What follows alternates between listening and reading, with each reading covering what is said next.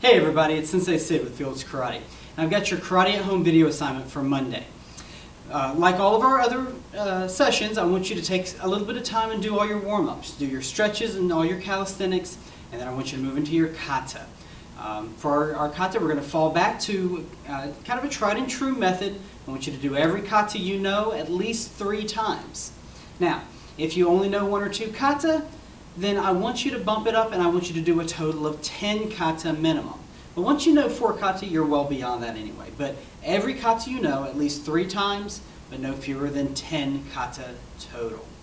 Now, once you've done that, I want you to do a little bit of floor movement. So you're going to want to find a space that has some length to it, maybe a long hallway, or if you can do this from one side of your yard to another, if it's nice outside, it'd be great to do it there. And I want you to practice your Zenkutsu Dachi, your forward natural stance. So you guys all know how to do this. You want to step back, make sure your feet are a little bit wider than your hips and further front to back than your hips. Bend your front leg, lock your back leg out, both feet facing forward.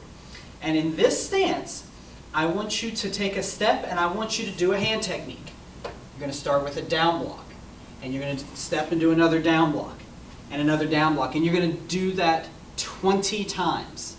And then you're going to turn around and I want you to do the Zenkutsu Dachi walking with a mid block and then a head block, and I want you to do that with every hand technique that you know, both your blocks and your hand strikes. So if you know Shuto strike, I want you to do this with Shuto strike 20 times with each hand technique. So you're going to do a lot of 4 natural stances. Now, if you need a little bit of a reminder or refresher as to what hand techniques you should be doing, go onto the Fields Karate website, fieldskarate.com, student section, and go to the test sheets and pull up your next test sheet. And on that test sheet, there's going to be a section for blocks and a section for strikes. And I want you to do every technique that's you find in each of those sections. And I want you to do it out of a Zenkutsu Dachi, and I want you to step and do that technique. So, if all you know are your down block, mid block, and head block, and same side and a reverse punch, then I want you to do it with those. If you know a lot more than that, then you should be doing a lot more Zenkutsu Dachis. But the focus for this assignment is to train and work that Zenkutsu Dachi, that forward natural stance. Remember that as you do the stance, you're walking forward and pushing your weight forward. This is a great practice in weight distribution and controlling how you move your body weight stepping through. Now, if you're feeling a little adventurous, you can do this a little bit moving backwards. You don't have to step forward the whole time. You can actually step backwards and then change it up. And then maybe change it up again.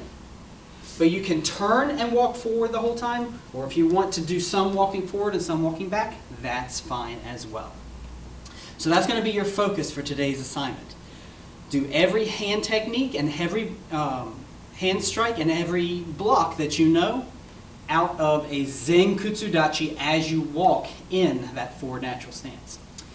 Now, once you've done all of that, and that might take you some time, you might want to split this one up into a couple of sessions. Just remember, if you do that, warm up with, do your warm-ups on each session. Now, once you've done that, we want to do a little bit of supplemental training.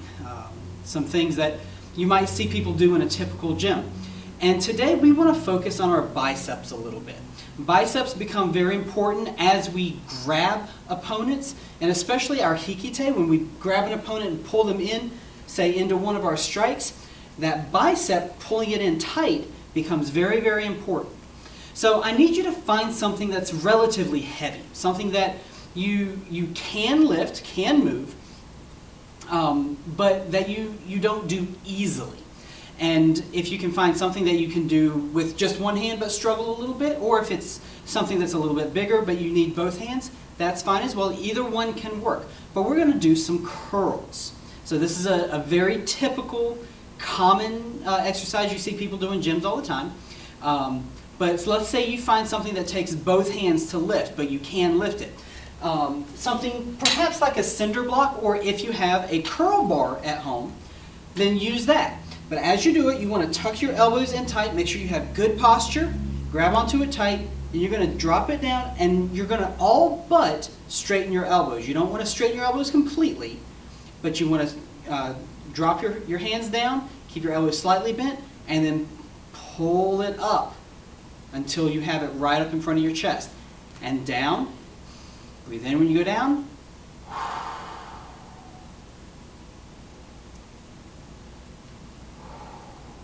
Okay. And I want you to do sets. I want you to do this 7 or 10 times in a row, and then I want you to take a break.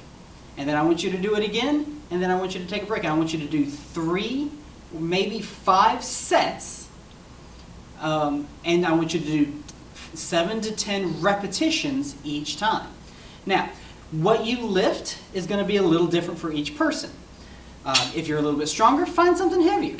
And there's going to be something around the house that you can find and do it. But remember, 7 to 10 repetitions in 3 to 5 sets.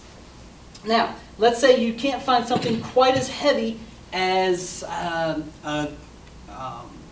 curl bar, or maybe like a cinder block if you have one of those at home. If you can find something smaller that you can lift with one hand, something more along the lines of a kettlebell, and again, you don't have to have this particular kind of workout equipment. This is what I have at the dojo. But if you can find something else that works too, that's a similar weight, and you can do it with one hand at a time. Just remember to tuck that elbow tight into your body, into your ribs, and you want to lift with just from the elbow to your wrist. Let it all the way out, not quite enough to straighten completely, but let it way down and then pull it up. And then you're going to do that for 7 to 10 times, and then you're going to switch hands. Give that arm a rest. And once you've done it with both hands 7 to 10 times, that is going to be your set. And I want you to do 3, 4, maybe 5 sets with each hand. So that's going to be your conditioning for this assignment. So just to review, do your warm-ups for every session you do. Make sure you do your kata. It's not the only way that we train, but it is the most important way that we train. And then I want you to do your Zenkutsudachi drill. Every block and every hand strike that you know out of a Zenkutsudachi, out of that forward natural stance. Find some space that you can walk, either along hallway or maybe across the yard, something like that. And then I want you to do curls. Find a cinder block or something that you can lift, but something that you struggle just a little bit to lift. And I want you to do 3 to 5 sets, 7 to 10 repetitions in each set. And that is going to be your Karate at Home video assignment for today. Keep training hard, keep your chin up, and we look forward to seeing you again soon. Thanks for watching.